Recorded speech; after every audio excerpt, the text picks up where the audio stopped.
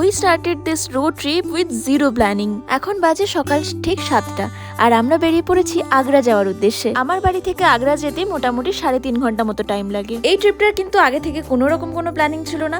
কালকে রাতেই আমরা ডিসাইড করে আজকে সকালে গাড়ি নিয়ে বেরিয়ে গেছি আগ্রার উদ্দেশ্যে। আসলে কালকে একটা স্পেশাল দিন, কাল দীপের জন্মদিন। আর এবারের জন্মদিনটা উইকেন্ডে পড়াতে একটু হাতে টাইমও পাওয়া গেল আর ভাবলাম যে কাছে পিঠে কোথাও একটা ঘুরে আসা যাক। বেশ অনেকটা সকাল সকালে বেরিয়ে পড়েছি, কারণ বেশ অনেকটা দূরের রাস্তা আর এতটা রাস্তা গাড়ি করে যেতে হবে, সেই জন্য যতটা তাড়াতাড়ি বেরোনো যায় তত তাড়াতাড়ি পৌঁছে যাব। আমরা যেহেতু মাত্র একটা দিনের জন্যই যাচ্ছি, কারণ একটা দিনেরই টাইম বার করতে পেরেছি, সেই জন্য এই একদিনের যতটা পসিবল হবে দেখে নেব। আর আমার তো মনে হয় এই রোড ট্রিপগুলো একটু অন্যরকমই হয়। ডেস্টিনেশনে পৌঁছানোর থেকেও এই রোডে পুরো ট্রাভেলটা এটা যেন আরো বেশি ভালো লাগে। বাড়ি থেকে অনেকটা সকালে বেরোনোর কারণেই কিছু খেয়ে আসা তো হয়নি, আর আমরা ডিসাইড করে নিয়েছিলাম যে রাস্তার ধারে রোড সাইডে যে ধাবাগুলো থাকে ওগুলো থেকে আমরা ব্রেকফাস্টে সারবো। আর এই যে কথা বলতে বলতে রোড সাইডে একটা ধাবাও পেয়ে গেছি, এখানে নেবে কিছু ব্রেকফাস্ট করে নেবো। রোড সাইডের ধাবা থেকে ব্রেকফাস্ট করব আর আলু পরোটা নেবো না, এটা তো হতেই পারে না।